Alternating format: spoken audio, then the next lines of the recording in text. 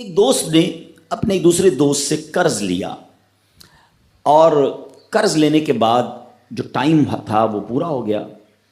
اب پیسے اس نے نہیں لوٹائے. بڑی کوشش کی اس نے کہ بھائی میری رقم واپس دے دیں, اس نے نہیں دیا. اب وہ یہ کیس لے کر عدالت میں چلا گیا اور جج صاحب سے جا کر اس نے کہا کہ اس نے میرے پیسے دینے اور یہ میری رقم نہیں لوٹا رہا. تو جج صاحب نے کہا کہ تمہارے پاس 30 دن ہیں, ودن 30 days تم نے اس کے پیسے واپس لوٹانے ہیں ورنہ پھر تمہارے خلاف فیصلہ ہو جائے گا. تو وہ شخص گھر گیا.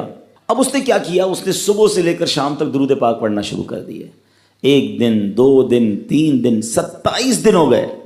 وہ درود پڑھتا رہا اور انتظار کرتا رہا. پیسے تو تھے نہیں, 30ویں دن عدالت میں پیش ہونا تھا. 27 دن گزر گئے, 28ویں رات آ گئی. خواب میں اس کو کسی نے آواز دی کہ گھبراؤ نہیں, تمہارا قرض ادا ہو جائے گا. اگلے دن پھر درود پاک پڑھتا رہا. اب نبی پاک کی خواب میں زیارت ہوئی. آقا علیہ الصلوۃ والسلام تشریف لائے, فرمایا گھبراؤ نہیں, تمہارا قرض ادا ہو جائے گا. تم علی بن عیسیٰ وزیر کے پاس جاؤ اور اس سے کہو وہ تمہارا قرض ادا کر دے گا. اب جب صبح اٹھا تو بہت خوش کہ نبی پاک کی زیارت مجھے ہو گئی. لیکن پھر خیال آیا کہ میں اگر وزیر صاحب کے پاس گیا اور انہوں نے مجھ سے کوئی ایویڈنس مانگ لیا, کوئی پروف مانگا, کہ میں کیسے مان لوں تمہیں نبی پاک نے بھیجا ہے, تو اس بات پر تو میرے پاس کوئی دلیل نہیں ہے. اب 30ویں رات آ گئی, آخری رات ہے, صبح عدالت میں جانا ہے. درود پاک پڑھتے پڑھتے سو گیا. سرور کائنات علیہ الصلوۃ والسلام نے خواب میں پھر کرم فرمایا. فرمایا علی بن عیسیٰ وزیر کے پاس جاؤ, وہ تمہارا قرض ادا کر دے گا. کہ حضور میں چلا تو جاتا, مگر اگر وہ مجھ سے یہ کوئی پروف مانگتا, کوئی ایویڈنس مانگتا تو میں کیا جواب دیتا. پیارے آقا علیہ الصلوۃ والسلام نے فرمایا کہ ایسا کرو, اسے یہ کہنا کہ آپ کا ایک راز ہے جو آپ جانتے ہیں اور رب جانتا ہے, اور وہ راز یہ ہے کہ آپ روزانہ فجر کے بعد 5000 بار درود پاک پڑھتے ہیں, اور جب تک درود پاک مکمل نہیں ہوتے آپ کسی سے بات نہیں کرتے. اب جب صبح اٹھا تو بہت مطمئن کہ اب تو دلیل بھی آ گئی ہے. پہنچ گیا صبح علی بن عیسیٰ وزیر کے پاس. اس کا دربار لگا ہوا ہے. اس نے پیغام بھجوایا کہ میں علی بن عیسیٰ وزیر صاحب سے اکیلے میں ملنا چاہتا ہوں, پیغام لایا ہوں. درباری نے آ کر پوچھا, وزیر صاحب پوچھ رہے ہیں کس کا پیغام لایا ہو؟ کہا میں نبی پاک علیہ الصلوۃ والسلام کا پیغام لایا ہوں. فوراً وزیر صاحب نے بلا لیا. کہا فرمائیے. کہ مجھے میرے آقا علیہ الصلوۃ والسلام نے کہا ہے کہ آپ میرا قرض ادا کر دیں. میں 3000 دینار کا مقروض ہوں. Today is the last day in the court. آج مجھے کورٹ میں پیش ہونا ہے. اگر آج میں نے اپنا قرض ادا نہ کیا تو مجھے جو ہے وہ سزا ہو سکتی ہے. علی بن عیسیٰ کہتا ہے میں بالکل آپ کا قرض تو ادا کر سکتا ہوں, مگر مجھے کیسے پتہ چلے, کوئی دلیل ہے, کوئی پروف ہے کہ آپ کو نبی پاک علیہ الصلوۃ والسلام نے بھیجا ہے؟ کہتا ہے ہاں, خالی ہاتھ نہیں آیا, آقا نے دلیل بھی عطا فرمائی ہے. اچھا بتائیے کیا دلیل ہے؟ کا دلیل یہ ہے کہ آپ کا ایک راز ہے جو صرف آپ جانتے ہیں اور آپ کا رب جانتا ہے. 5000 ٹائمز ڈیلی آپ درود پاک پڑھتے ہیں فجر کے بعد, اور جب تک یہ درود پورے نہیں ہوتے آپ کسی سے بات نہیں کرتے. آپ ذرا پہلے تھوڑی دیر کے لیے امیجن کریں کہ جو وزیر 5000 بار روز درود پڑھتا ہوگا وہ عاشق رسول کیسا ہوگا. اس کی تو لاٹری نکل آئی نا, وہ تو خوشی سے جھوم اٹھا, کہتا مرحبا یا رسول اللہ, میرے درود پاک قبول ہو گئے, بہت خوش. اب ابھی بیٹھے ہیں آپ, کمرے میں گیا, واپس آیا اور 3000 نہیں 9000 دینار لے کر آیا. کہتے 3000 تو نبی پاک کا حکم, مرحبا یا رسول اللہ, 3000 اور لیجئے, آپ نے اتنی اچھی خبر مجھے سنائی, اتنا پیارا خواب سنایا, آپ کے قدم میرے گھر تک آئے, اور 3000 مزید لے جائیے, اس سے اپنے بچوں کے لیے کوئی کاروبار شروع کیجئے, اور ایک وعدہ بھی کیجئے, زندگی میں آئندہ جب بھی آپ کو کوئی ضرورت پڑے گی نا آپ میرے پاس آئیں گے, میں آپ کا بھائی ہوں. اب یہ دیوانہ بڑا خوش ہو کر عدالت پہنچا. اچھا everybody expecting over there, سب یہ سوچ رہے تھے کہ یہ اس نے آج گرفتار ہی ہونا ہے, کیونکہ تھا ہی کچھ نہیں اس کے پاس, پہلے ہی کہہ دیا تھا کہ میں کولیپس ہو گیا ہوں. اب عدالت میں جاتے ہی اس نے 3000 دینار جج صاحب کو دے دیے کہ صاحب اس کا میرا قرضہ ادا کر دیں, میں جو ہے وہ اپنے قرضے سے بری ہونا چاہتا ہوں. جج صاحب ہوتے ہیں, انہوں نے کہا قرضہ تو ادا کر دیں گے, پہلے بتاؤ پیسے لائے کدھر سے ہو؟ تم تو کہتے تھے پیسے نہیں تھے تمہارے پاس, اتنی بڑی رقم کیسے انتظام کی؟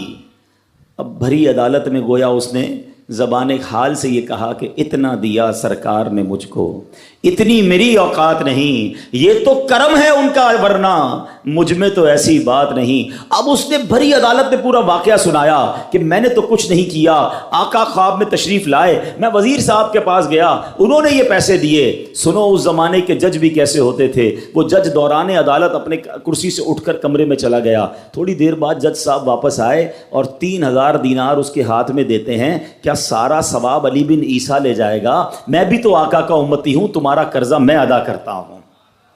اچھا اب جس نے کیس کیا تھا، سبحان اللہ، کیا ماحول تھا، کیا انداز تھا، کیا دل تھے، وہ بھی تو دیکھ رہا ہے، کہتا ہے میں بھی تو آقا کا امتی ہوں، رکے ذرا، کاغذ قلم دیجئے، بندے کو میں قرضہ ہی معاف کر دیتا ہوں۔ اچھا قرضہ ہو گیا معاف، اب جو 3000 جج صاحب نے دیے تھے، وہ بندہ کہتا ہے جج صاحب ہوں واپس لے لو، میرا تو قرضہ ہی ادا ہو گیا۔ تو جج صاحب کہتے ہیں جو پیسے آقا کے نام پر نکال دیے میں نے واپس نہیں لینے، یہ سارے تم ہی لے جاؤ۔ اب یہ 12000 دینار لے کر یہ عاشق رسول جھومتا ہوا اپنے گھر پر جا رہا ہے۔ اے میرے پیارے اسلامی بھائیوں، ایک رات پہلے ایک سنگل پینی اس کے پاس نہیں ہے، اور اگلے دن 12000 دینار ہیں۔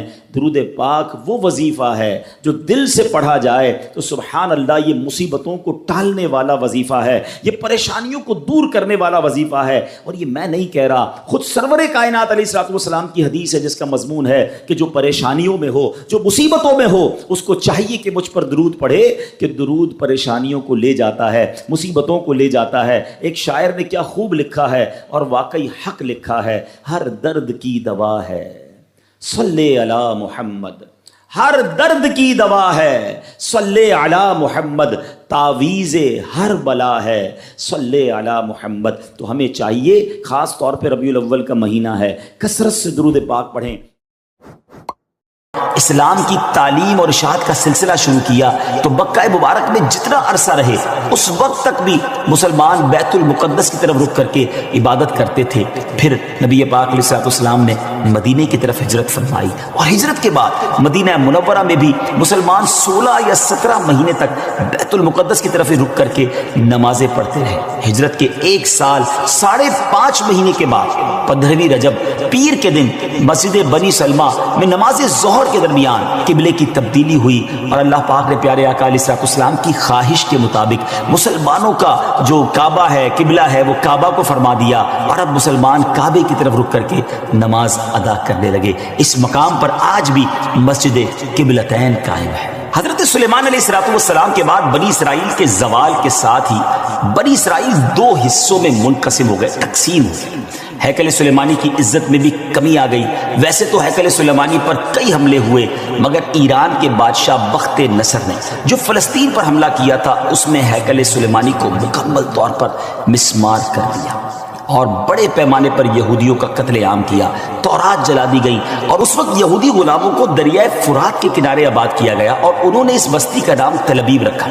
اس کے بعد ایران کے پہلے کسرا خسرو نے یہودیوں کو واپس فلسطین جانے کی اجازت دے دی، تب وہ جنوبی فلسطین میں آ کر آباد ہوئے اور ہیکل سلیمانی کی اثر نو تعمیر کی، مگر یہ تعمیر بھی زیادہ عرصے قائم نہ رہ سکی، اور 70 عیسوی میں روم کے بادشاہ توتس نے ایک مرتبہ پھر ہیکل سلیمانی پر حملہ کیا، اسے مسمار کر دیا، اور یہودیوں کو فلسطین کے جنوبی حصے سے بھی نکال دیا۔ یوں فلسطین مکمل طور پر یہود سے خالی ہو گیا تھا۔ حضرت عمر فاروق رضی اللہ تعالیٰ عنہ کے عہد خلافت میں جب فلسطین فتح کیا گیا، اس وقت وہاں عربی النسل قبائل آباد تھے۔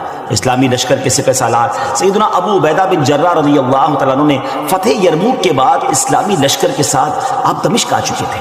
آپ نے اپنے اصحاب سے مشورہ کیا کہ قیصاریہ روانہ ہو یا بیت المقدس۔ حضرت سیدنا معاذ بن جبل رضی اللہ تعالیٰ عنہ کے مشورے پر عمل کرتے ہوئے سیدنا فاروق اعظم رضی اللہ تعالیٰ عنہ کی بارگاہ میں ایک مکتوب روانہ کیا گیا، دونوں شہروں میں سے کس شہر کا انتخاب کیا جائے۔ سیدنا فاروق اعظم رضی اللہ تعالیٰ عنہ نے جلیل القدر صحابہ کرام علیہ رضوان سے جب مشورہ کیا تو مولا علی شیر خدا کرم اللہ تعالیٰ وجہ الکریم نے فرمایا کہ اے امیر المومنین، آپ اسلامی لشکر کو بیت المقدس کی طرف روانگی کا حکم دیں، وہ پہلے بیت المقدس کو فتح کرے پھر قیصاریہ کی طرف جائیں، کیونکہ رسول پاک علیہ السلام نے پہلے مجھے بیت المقدس کی فتح اور بعد میں قیصاریہ کی فتح کی خوشخبری دی تھی۔ یہ سن کر سیدنا فاروق اعظم رضی اللہ تعالیٰ نے فرمایا اے ابو الحسن آپ نے سچ کہا. پھر سیدنا ابو عبیدہ بن جراح رضی اللہ تعالیٰ کی طرف پہلے بیت المقدس اور پھر قیصاریہ روانگی کا حکم لکھ کر روانہ کر دیا.